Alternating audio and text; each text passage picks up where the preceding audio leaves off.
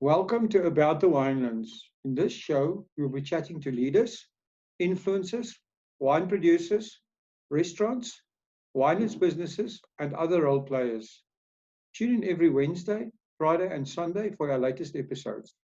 You will find us on YouTube, Facebook, Instagram TV, Google Podcast, Apple Podcast, and Spotify.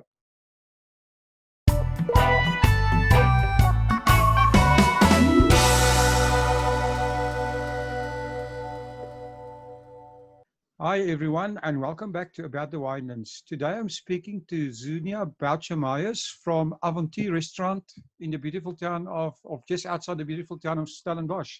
Hi, Zunia. Welcome to About the Winelands. Hi, Will. Thank you very much for having me. No, it's a pleasure. I mean, you have such a lovely place there, and you must be glad that you can finally maybe start reopening again. We are very relieved. We cannot wait. And we are actually opening on Wednesday of next week. So very excited for that. It's been a lovely break, but it's time to get back to work. I can believe you. So, Zunia, I'm interested. Tell our listeners a little bit about yourself and how you became involved in the food restaurant business.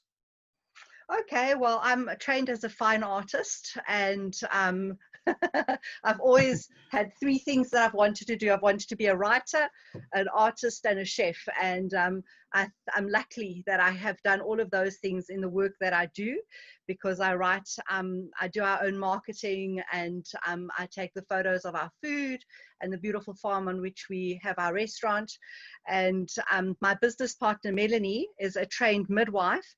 So she comes with the A-type personality, and I love to say I come with the ADD type personality, and together we make a really great team. Oh, that's awesome. So Yeah. it sounds like food and art always seems to go together somehow, right? And I mean, I've been at your restaurant. Your food is a bit of art. I love it. Oh, thank you. We believe that you eat with your eyes. That is true. So food must look beautiful, and it must taste as good as it looks. So how did you guys become involved in the restaurant at Avontuur? Well, I worked at Vale as the pastry chef, and Melanie, my business partner, was the executive chef there.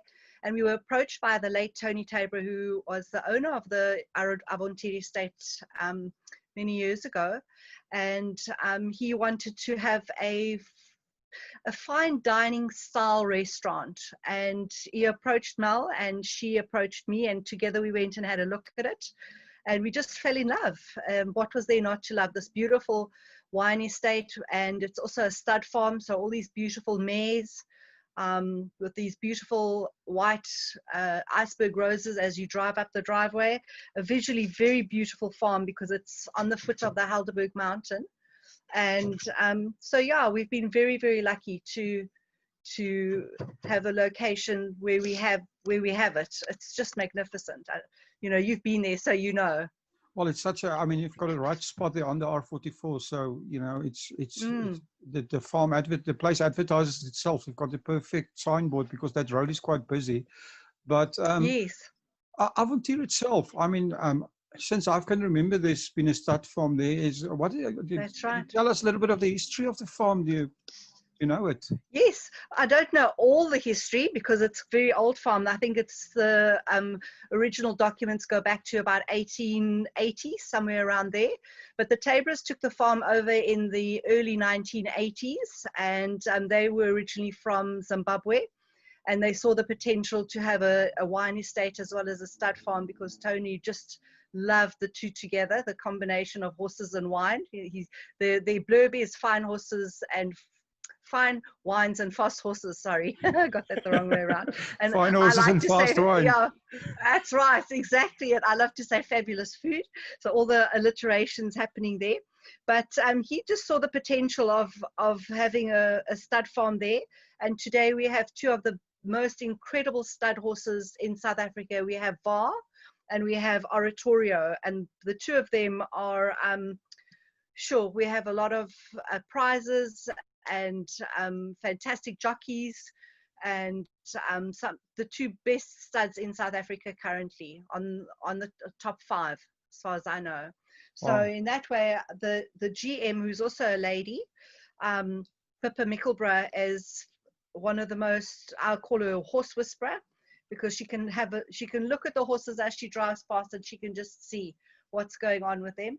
She is, I think books will be written about her one day, because she is the most incredible person who has put South African horses on the map in many, many ways.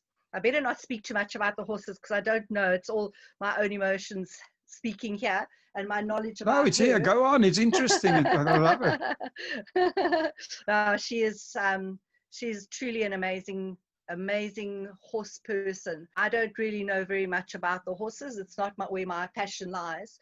But having been there for nearly 20 years, you see the horses grow and how they go on to win races, and how it's just an amazing, the what do you call it, the history and the lines, like these horses sired these foals and these fillies, and this is what they've gone on to do. It's very, very interesting. And if you are a horsey person, what we do once a year is we allow you to come and meet the foals. We do what we call our mare and foal walk, and you can come and have a look at them. And Pippa or Philip Tabor or Michael Tabor, the two boys that now run the farm, might be one of your guides. So it just depends on which day you might get them. And it's fascinating to listen to what they have to say. So look out for that, because that's an amazing thing to be part of,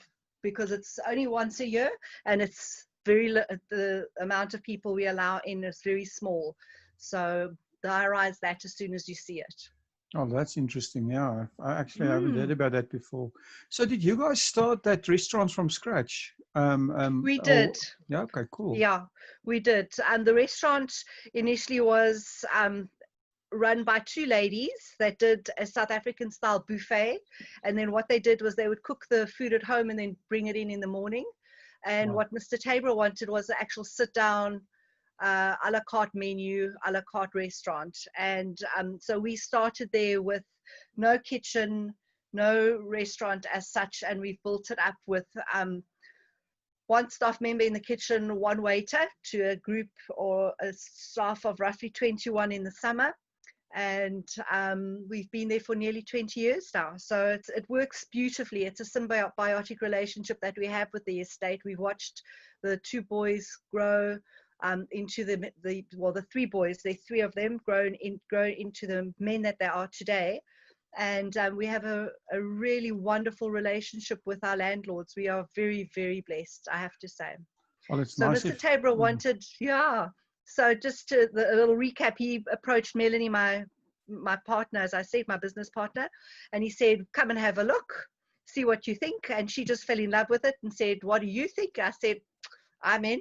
And the rest, as they say, is history. So we started with one waiter, one member of staff in the kitchen, and just the two of us. Okay. So, wow. So do both of you cook, or are you more on? Oh, yeah. Okay. So you both design the menus and cook and everything together.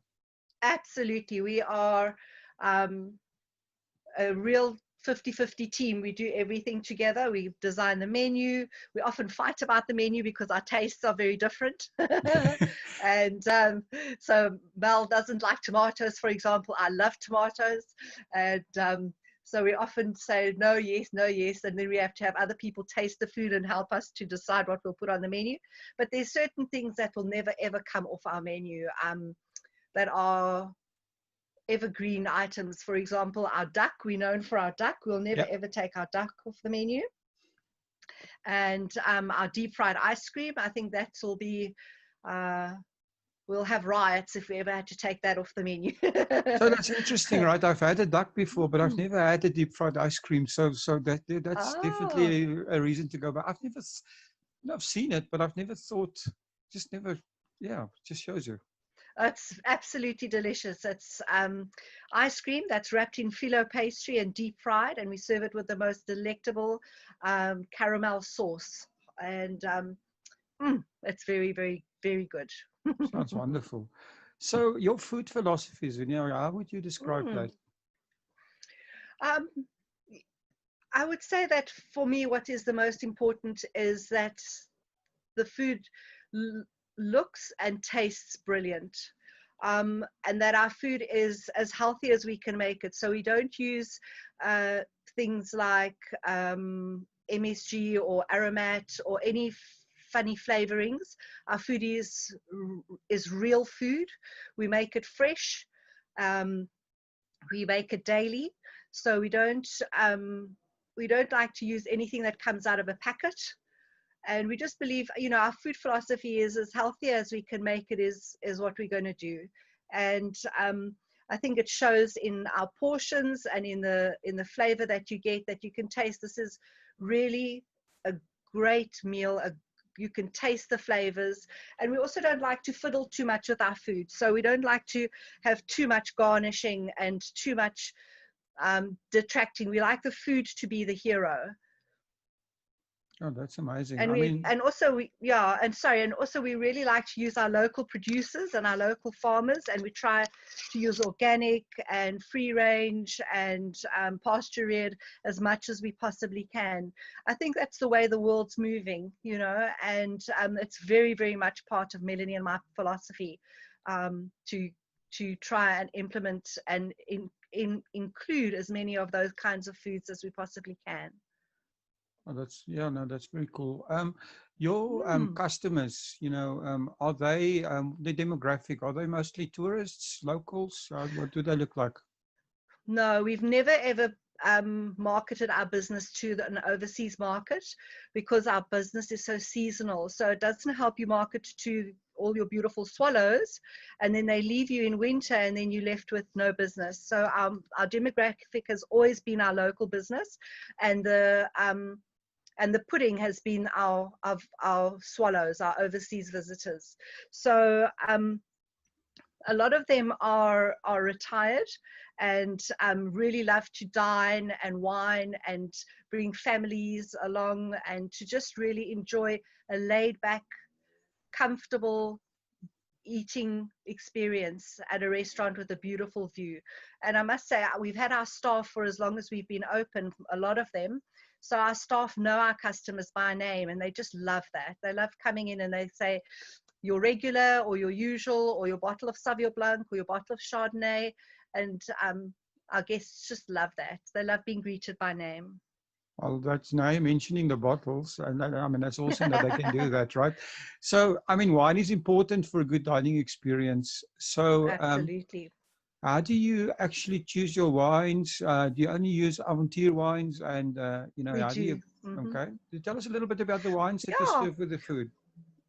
Well, the whole idea of opening a restaurant was to showcase our wines, and we have a brilliant winemaker who's just won 4 new golds at I can't tell you right now because it's actually a secret. Oh, okay. But he's just won 4. You can tell us. I won't tell anybody. But unfortunately, I'm recording it. It's going to be on the internet. So. No, that's all right. I'm only kidding. It's all good. It's all good. He's just won prizes for our beautiful wines, and that was what Tony wanted in the beginning, was to have a restaurant that could showcase his wines. So all our wines our food items are paired with our wines from the estate. We only sell our estate wines, and we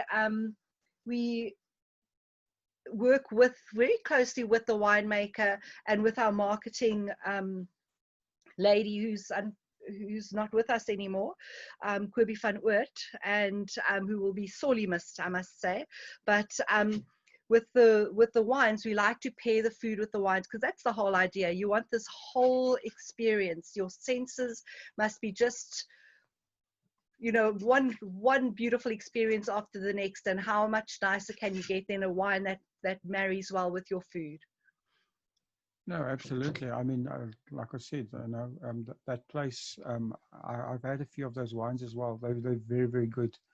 So something else you guys are doing is called the Avontuur. I actually didn't know you guys have this, the Avontuur Business Club ABC, which looks like a breakfast club. It is. Yeah, tell us more about this. Oh, this is one of my favorite parts of our business, and that is running the network breakfasts. And what we do is we get the best speakers we can find in South Africa, and even we've had international speakers too, that come and speak to our members about all the different themes that go to or go along with business. So it could be managing your time better, or your tax implications for small businesses, or you name the topic. We've had it in the last 15 years because we've been running the Breakfast Club for probably 16 or 17 years now. And we've had people like Mike Hancock, the top speaker in Australia. We've had Al Nabusak. We've had Margaret Hirsch. We've had some amazing people come through our doors. And what's lovely is that we don't charge a membership fee. We believe that the very people we want to benefit from our network breakfasts are the ones that quite often are self-employed, solo entrepreneurs, and membership fees are expensive.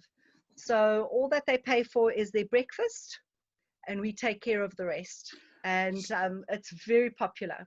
So that's very interesting. Do you find that those people become long-term customers from the restaurant and also from, for your wines? Sure, Vil, that's a really good question, because the answer to that is yes. You know, because we host these breakfasts every month. You can imagine over the last 17 years how many breakfasts we've hosted, yeah, that's what and I was how many thinking. speakers we've had. They become friends, and they become long-term loyal customers of ours. You know, they come back in the summertime with families, or they host weddings or christenings or birthday parties, and that's how we've maintained our business. We've always believed in a reciprocal sort of ethos, really. You know, where what you give is what you get. Actually, our business name, our CC business name, is called the Open Hand, and that's amazing. that's yeah.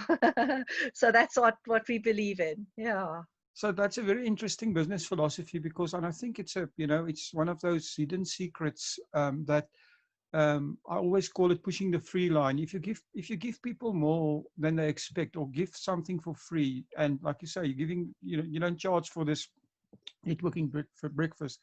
It's actually a very, very good marketing ploy.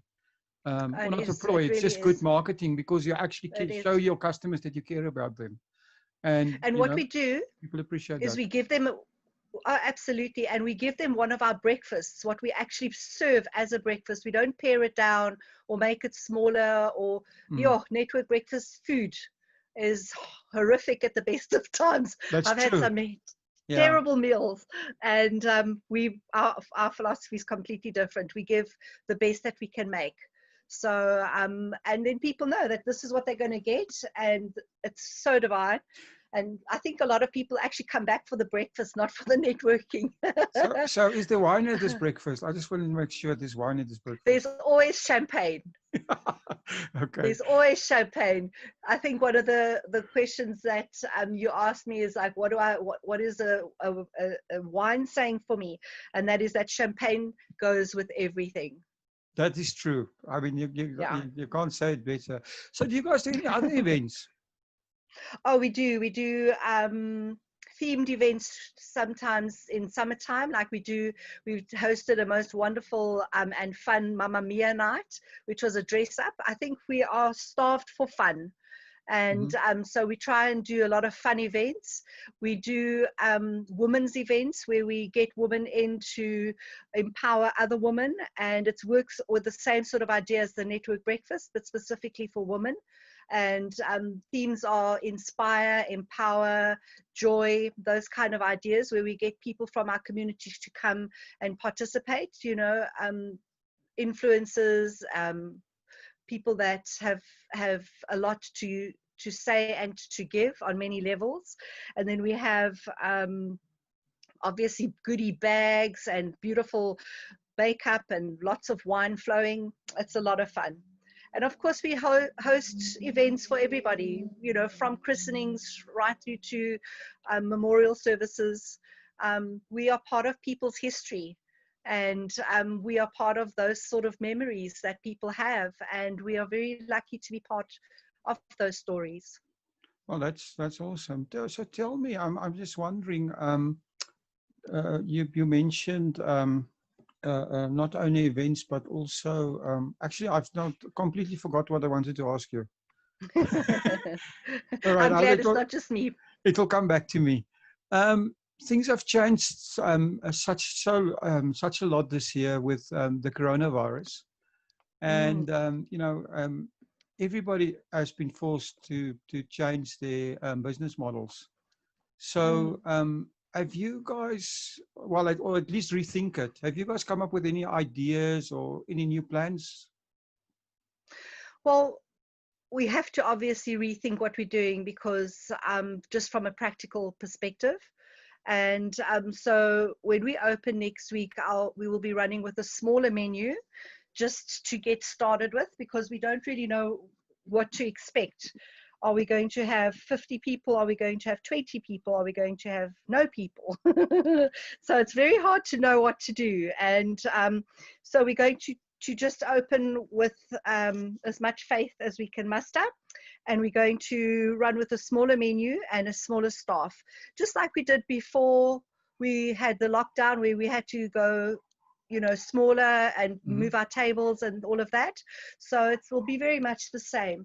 But yeah, in many ways, this has been a great opportunity to look at what you're doing and see what you can do different. We've been on the hamster wheel for 19, nearly 20 years. And what can often happen is that you can kind of just get caught up with the momentum. And this lockdown has given us a chance to step off and to relook at what we're doing and what we want to do. And also, what do we really want to do differently? We've got 20 years experience to look back on. Maybe we can make some changes. So the first thing that we've done is we've actually painted the restaurant just to give it a fresh new feel. And we're going to change all the pictures, and we're going to just make it look clean and beautiful and lovely. And I think just from a sort of spiritual perspective, it changes things. Do you understand what I'm trying to say? Yeah, no, I understand exactly. It's like like I say, change is as good as holiday, and I think that's right. I think in this scenario where people would like just to see. I think there's something to say to go back to things that that you are used to, but also to have places change and looking progressive. I think that is great. Yeah. Well, we have to change, menus and things like that. So we just decided that we would go with this really clean, beautiful look. I'm a photographer as well, so I've got 20 years worth of beautiful photos of this estate, which I have to say is truly, a photographer's paradise, because every day is different and every season is just better than the last. So we're going to, just give a new feel to an old favorite. So did the lockdown give you some time to sort your photos that you never got time for? The 50,000 photos, hell. Oh my word. Yeah. Yeah, there's a lot of photos. Well, we've done some lovely new things. We've done some wallpapers with, when you do big take a picture and you make it as big as the wall. Yeah. So we've done that. That's really beautiful. But wow. Yeah, we're going to go with we've got a few photos to look through and make some decisions. Yeah. So actually, just remembered what I wanted to ask you. You mentioned influencers, and I was wondering, you said you do the marketing for the restaurant and stuff like that. Do you and this I think falls in with what's happening, right? Everybody now are even more on their phones and online than they've ever been before. So do you guys use things like social media and influence and marketing and stuff like that in your business? Absolutely. Absolutely. We are on every platform that there is, from Instagram to Pinterest. We have a very big following on Instagram as well as on our Facebook page, and a very what is the word I'm looking for? When you have a lot of back and forth. I can't think of the word. Engagement. Anyway, engagement, thank you. I couldn't think of the word. So there's a lot of engagement, and I always say in my kitchen, I'm the only one who's allowed to be on my phone, because I'm the one who's actually speaking to our customers out there in the big world. And yeah, we are very, very, very, well, let's put it this way. I love social media. I think it's one of the funnest most quickest way to engage with your clientele. Well, I think the magic word there is engagement, because, most people think social media is you post something and you forget about it, but actually it's not. It's talking to people, answering their comments and actually speaking to them. And it's like the fastest way, like you say, to actually talk to people. You can start today and talk to 100 people if you really want to. Absolutely. You just need to Well, I make the have to effort. say, in all our years of having our restaurant, we've never paid for marketing. We've never gone with a big marketing campaign or, spend 20,000 Rand on marketing. We've never done that. We've always used what's called guerrilla marketing. I don't know if you know the term. Yeah. But I am like the ultimate guerrilla marketer. So every time if you say the word guerrilla marketing, I think about, the guys do it at the rugby stadiums. You're sitting there, next minute there's people jumping up in yellow T-shirts that were supposedly come to watch the rugby, but meanwhile they bought the tickets was paid for by some marketer that wanted to advertise a new cell phone or orange juice or whatever. Well, I don't know if that's guerrilla marketing as much as harassment. That's true, right? That's more like yeah. jumping onto somebody else's bandwagons, a type of marketing. Yeah, absolutely. No, I think I think for me, guerrilla marketing is just about being consistent and showing up all the time. And well, like you said, engagement with your customers, right? Yeah. Actually talking to them, asking them what they want, and then giving that to them in their products. I think that is the most important thing. Absolutely. And it's such fun, if you post something, say I posted a picture of a chocolate mousse last week, and the comments, the people just love it. People love food pictures. It always amazes me. They love to look at them as much as they love to eat them. Instagram is just a wonderful place for food, right? And I think you as a photographer, obviously, it speaks to you as well, and you appreciate the platform for the visual. Oh yeah. Yeah, I mean it's absolutely some very talented people. Yeah, it's unbelievable. Anyway, so the most important thing that you've learned from your journey there at the restaurant and in the Winelands. Ooh, that's a big question. I think consistency. I think if I've learned anything about being an adult and working, at a job that's fairly stressful and demanding, but also incredibly fulfilling, is consistency. In order to maintain your level of customers and to make people happy, you have to produce the same standards every single time. And I think that can get a bit tricky, because some days are good days and some days are bad days. But for the most part, you've got to get it right 99% of the time. So for me, it's been about consistency, passion and consistency. Yeah. And that's awesome. So you cheated by giving me your champagne quote right in the beginning. But that's great. So tell us, if people want to get hold of you guys, how did they get hold of you? Well, obviously we're on social media. We're on Facebook. We have our own page, the Avontuur Estate Restaurant. On Instagram, also Avontuur Estate Restaurant. They're all the same, and Twitter, as well as Pinterest. But right now our phone lines are down, so I'm going to give you an alternative number if anybody wants to phone and reserve for next Wednesday. Can I give it to you? Yes, please do. The number is 083 508 1525, or you can email us at openhand@polka.co.za. I love that open hand one. So we'll put all the links down in the description so people can get that, and I'll make sure the phone number are in there as well. Thank you. Yeah, Zunia, are you doing anything special now that you're opening that you want to tell listeners about, or what? I think the fact that we're opening is special. That's we're true, just so right? happy to be opening, So we're not doing any specials as such. We'll just be running with our menu just slightly smaller. And we cannot wait to see our friends and our loyal customers again, because we've missed them a lot.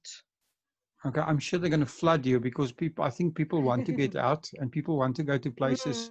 So as long as you haven't taken the duck off the menu, I think everything will be fine. Our takeaway menu as well, and it's the most popular, and it's a winner. You can't say it's delicious. Yeah, no, I can vouch for that. Zunia, thank you very, very much for spending the time with us. And yeah, I mean, we will put, like I said, we'll put all the links down in the description. And we appreciate. I know you're busy, so thank you for spending the time. Yeah. You're very, very welcome. Thank you so much for having me. I've enjoyed our chat. Thank you for supporting our show. If you would like to get more exposure for your business, please have a look at our sponsorship options. Thanks again for supporting About the Winelands. Please follow us on YouTube and on our social media channels. All details and links are in the description.